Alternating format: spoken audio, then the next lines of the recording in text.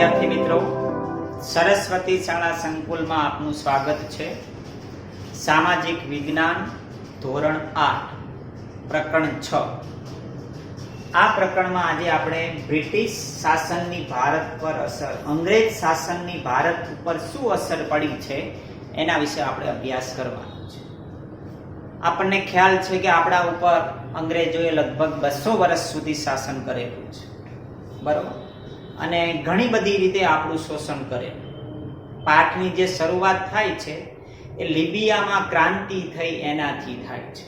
તમે ક્રાંતિ શબ્દ છે એ ઘણી બધી જગ્યાએ સાંભળતા હશો. 1857ની ક્રાંતિ, બરોબર. એ ક્રાંતિ શા માટે થાય છે આવો પ્રશ્ન તમને થતો હશે. શા માટે લોકો ક્રાંતિ કરે છે? ક્રાંતિ એટલે આમ આપણે એવું માનીએ કે વિરોધ નહીં, બદલાવ લાવવા માટે જ્યારે લોકો આંદોલન કરે તો એને આપણે ક્રાંતિ કહીએ છીએ, બરોબર. શા માટે ક્રાંતિ કરતા હશે એવું તમને કદાચ થતું હશે. શા માટે લોકો આંદોલન કરતા હશે? તો એનું કારણ એ છે કે જ્યારે લોકોની જરૂરિયાતો ન સંતોષાય, લોકો આર્થિક રીતે પાયમાલ થઈ જાય, ત્યારે ક્રાંતિ તરફ વળતા હશે. પોતાની જરૂરિયાતો ન સંતોષાય, ગરીબી વધે, બેરોજગારી વધે, ત્યારે લોકો ક્રાંતિ કરતા હોય છે. આપણા દેશમાં આવી ક્રાંતિ થઈ. અંગ્રેજો આપણા દેશમાં આવે ને એના પહેલા આપણો દેશ છે સમૃદ્ધ દેશ હતો. ઘી દૂધની નદીઓ વહેતી હતી એવું કહેવું હોય તો કહી શકાય. સોને કી ચિડિયા હતો. આ બધું એ સૂચવે છે કે ભારતની 18મી સદી સુધી એક પ્રકારની સમૃદ્ધિ હતી, બરોબર. અને એ ઇતિહાસકારો પણ નોંધે છે કે 18મી સદી સુધી ભારતની ઉત્પાદન પદ્ધતિ, ઉદ્યોગો, વ્યાપાર વાણિજ્ય એ ખૂબ જ એક સંગઠન અને અજોડ હતા, ખૂબ જ અજોડ હતા એવું કહેવું હોય તો કહી શકાય. એટલા માટે કે આપણા દેશમાંથી દુનિયાભરના દેશોમાં ઘણી બધી ચીજ વસ્તુઓની નિકાસ થતી અને પુષ્કળ ધન છે એ આપણા દેશમાં એ વ્યાપાર દ્વારા આવતું, અને એ મોટા ભાગનો જે વ્યાપાર છે એ જમીન માર્ગે થતો. આ બધી બાબતનો અભ્યાસ આપણે આગળ કરેલો, બરોબર. પણ અંગ્રેજો આપણા દેશમાં આવ્યા પછી અંગ્રેજોએ આપણા દેશને એક માર્કેટ બનાવી દીધું. કેવી રીતે? તૈયાર માલ વેચવાનું અને કાચો માલ લેવા માટેનું એક બજાર બનાવી દીધું. એટલે કે ભારત એક એમના માટે એક બજાર બની ગયું, કાચો માલ લેવાનું અને તૈયાર માલ વેચવાનું. અને એ રીતે ભારતનું શોષણ થયું. ભારતની જે સમૃદ્ધિ હતી એ ધીરે ધીરે ઘટવા લાગી અને એક સમૃદ્ધ દેશ છે કંગાળ દેશ બની ગયો. ગરીબી, બેરોજગારી, આવી બધી પરિસ્થિતિ ઊભી થઈ અને આપણો દેશ છે એ કંગાળ થયો. તો એનું કારણ છે અંગ્રેજ શાસનની અસર.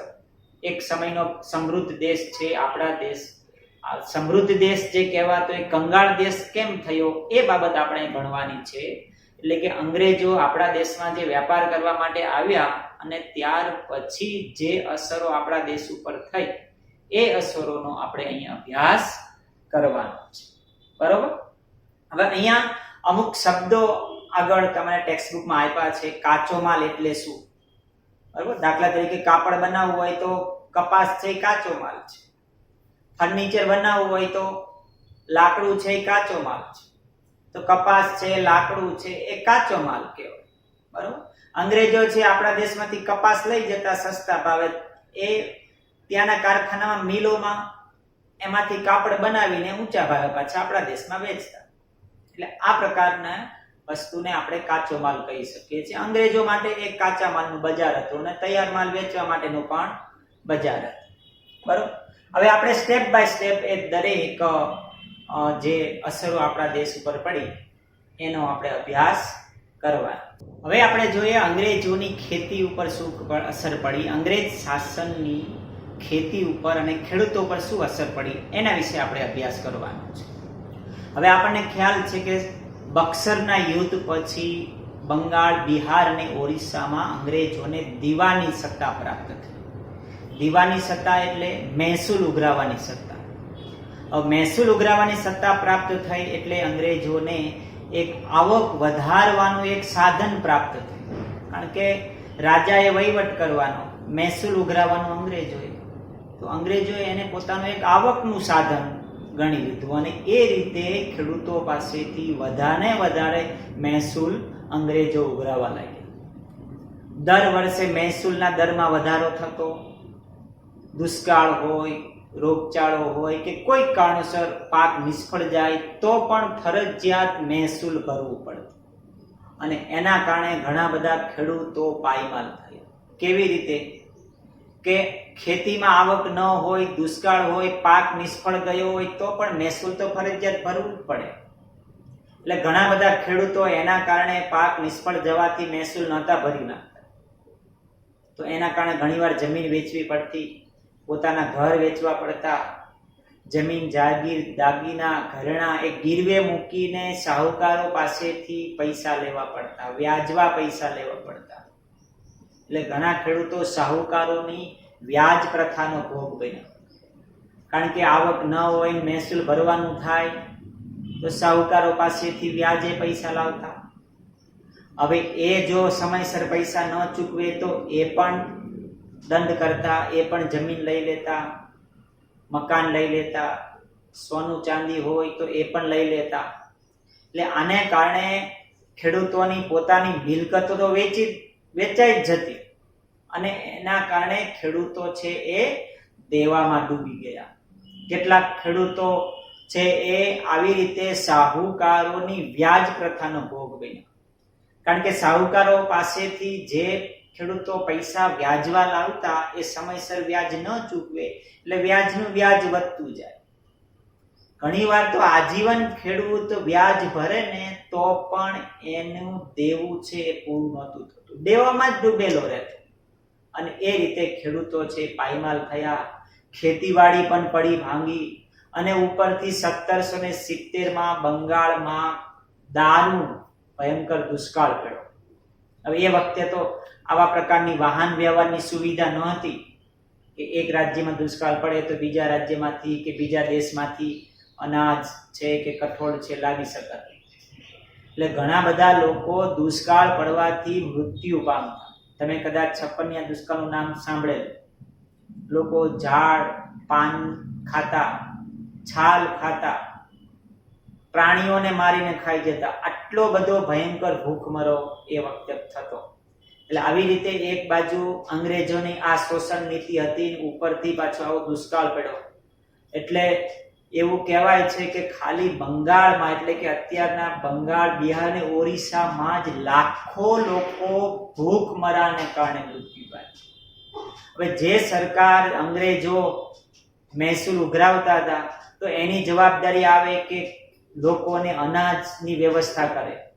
પણ સરકારને જે અંગ્રેજોને તો માત્ર આવકમાં જ રસ હતો. લોકોની ફરિયાદ, લોકોના મુશ્કેલી, લોકોની સમસ્યામાં તો એમને રસ હતો જ નહીં. એટલે આને કારણે, દુષ્કાળને કારણે લાખો લોકો મૃત્યુ પામ્યા અને એ રીતે આપણા બંગાળનો ખેડૂત છે પાયમાલ થયો, ખેતી પણ પડી ભાંગી. બીજું, એ સમયે કોર્નવોલિસે કાયમી જમાબંધી નામની મહેસૂલ પદ્ધતિ અમલમાં મૂકી. કાયમી જમાબંધી મહેસૂલ શું છે ધ્યાન રાખજો. એમાં શું હતું કે જમીનદારોને જમીનના કાયમી હક આપી દીધા. જમીનદારો કોને કહેવાય? જમીન માલિકો, જેની પાસે ઘણી બધી જમીન હોય, 500 વીઘા, 1000 વીઘા, 2000 વીઘા. એક ગામની અંદર એક કે બે જમીનદાર હોય. એ સમગ્ર ગામના જમીનના એ માલિક હોય અને એ જમીનદાર બીજા ખેડૂતોને જમીન ખેડવા આપતા. અને એ જે જમીન ખેડતા એને ગણોતિયા કહેવાય.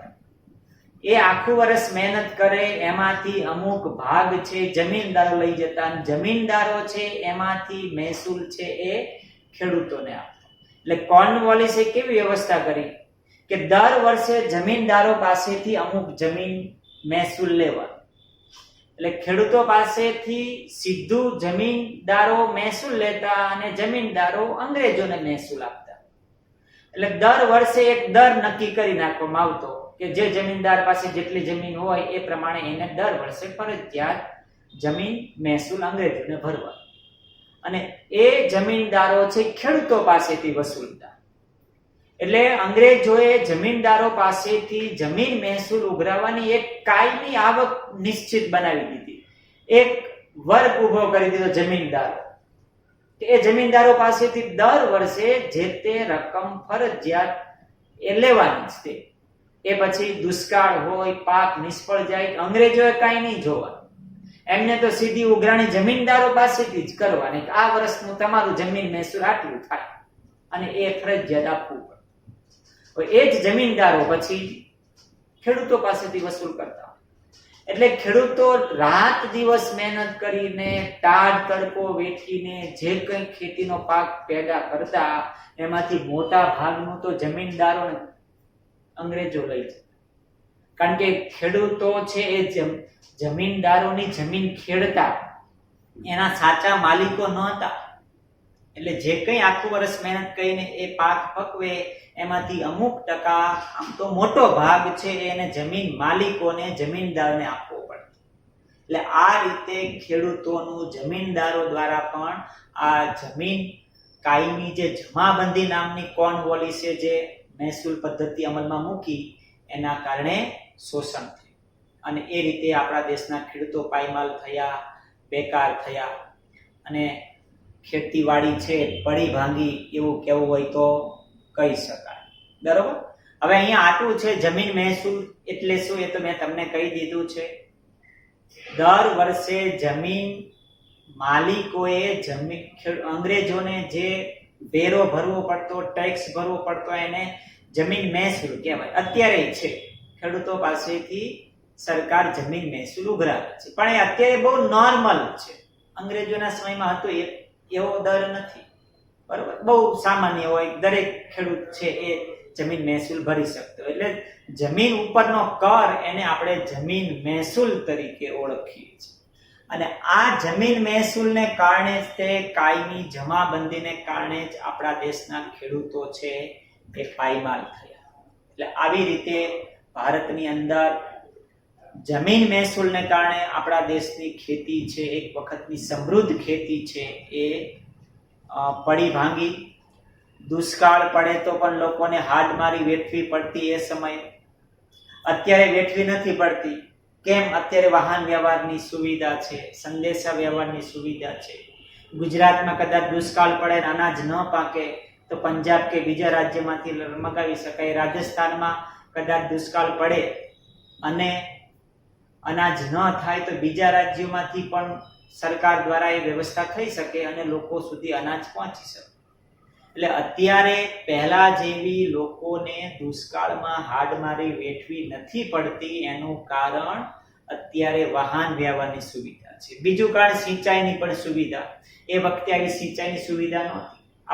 આપણી ખેતી છે ને આકાશી ખેતી હતી. કેમ? વરસાદ થાય તો જ ખેતી થાય. નિયમિત સમયસર ચોમાસામાં વરસાદ થાય તો જ પાક વ્યવસ્થિત થતો, તો જ અનાજ પાક. જો એ વરસાદ વધારે પડે તોય નિષ્ફળ જાય, ઓછો પડે ન થાય તોય નિષ્ફળ જાય. સિંચાઈની સગવડો નહોતી. અત્યારે મોટી મોટી નદીઓ પર બંધ બાંધવામાં આવ્યા છે, કુવા, તળાવ, બોર. તો એના દ્વારા કૃત્રિમ રીતે પાકને પાણી આપી શકાય છે અને એટલા માટે આપણે હવે દુષ્કાળનો સામનો કરી શકીએ છીએ. એટલે બે કારણો કહી શકાય કે વર્તમાન સમયમાં દુષ્કાળના સમયે કેમ લોકોના મૃત્યુ નથી થતા, કેમ લોકોને હાડમારી નથી વેઠવી પડતી. એનું કારણ વાહન વ્યવહાર અને સિંચાઈ. બાકી પહેલાના સમયમાં મેં તમને આગળ કહ્યું તેમ દુષ્કાળ પડે એટલે લોકો મૃત્યુ પામતા, અનાજના અભાવે ભૂખમરાથી મૃત્યુ પામતા. 56 દુષ્કાળની વાત તમે સાંભળી હશે, પાઠ પણ આવતો હશે, ફિલ્મ પણ આવેલી ભવની ભવાઈ નામની ગુજરાતી ફિલ્મ, જેની અંદર આ 56 દુષ્કાળની જે પરિસ્થિતિ છે એનું સરસ લેખકે વર્ણન કરેલું છે. બરોબર. એટલે આવી રીતે ખેડૂતો અને ખેતી ઉપર એક નકારાત્મક અસર પડી એવું કહેવું હોય તો કહી શકાય.